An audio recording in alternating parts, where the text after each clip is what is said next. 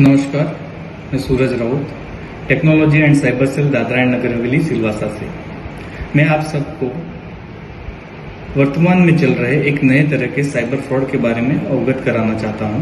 जिसे कहते हैं ई चालान फ्रॉड। इसी तरह के एक केस में एक महिला को मैसेजेस आते हैं कि उसने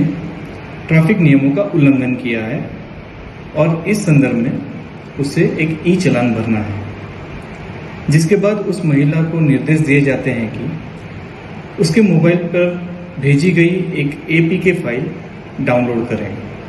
जैसे ही वह महिला उस एपीके फाइल को डाउनलोड करती है और ओपन करती है उस एप्लीकेशन को, थोड़ी ही देर के बाद उसके मोबाइल पे पैसे कटने के एसएमएस शुरू हो जाते हैं और इस तरह वो एक साइबर ठग का शिकार हो जाती है। इस तरह के ई चालान फ्रॉड में साइबर ठग द्वारा आपको कहा जाता है कि आपने ट्रैफिक वायोलेशन किए हैं या फिर आपका कोई ई चालान भरना पेंडिंग है, जिसके बाद आपको एम परिवहन जैसी कोई ऐप या फिर उसकी तरह दिखने वाली कोई ऐप का लिंक या तो एपीके फाइल भेजी जाती है, जिसे आपको डाउनलोड करने के लिए कहा जाता है। जैसे ही आप इस एपीके फाइल या उस लिंक को क्लिक करके उस एप्लीकेशन को डाउनलोड करते हैं और ओपन करते हैं, तो आपका मोबाइल का पूरा एक्सेस सामने वाले फ्रॉडस्टर ऑनलाइन ठग के पास चला जाता है, जिसके बाद ऑनलाइन साइबर ठग आपके मोबाइल में पड़े हुए सारे फोटोज डाउनलोड कर सकता है, आपके एसएमएस पढ़ सकता है, आपके वन टाइम पासवर्ड्स पढ़ सकता है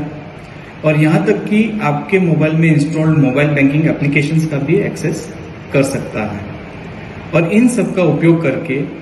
वह आपके बैंक में जमा राशि को ट्रांसफर कर सकता है और इस तरह आप एक साइबर ठगी का शिकार हो सकते हैं। अगर आपको ऐसे कोई ई चालान संदर्भ में कोई एसएमएस या मैसेज या कॉल्स आते हैं, तो उनके द्वारा भेजे गए एपीके फाइल या तो लिंक को डाउनलोड ना करें और ऐसे कॉल्स को रेस्पॉन्ड ना करें। और इसके बाद भी अगर आप कोई ऐसे साइबर फ्रॉड का शिकार हो जाते हैं, तो आप तुरंत ही साइबर क्राइम हेल्पलाइन नंबर 1930 पे कॉल करें और आपकी शिकायत दर्ज करें, या फिर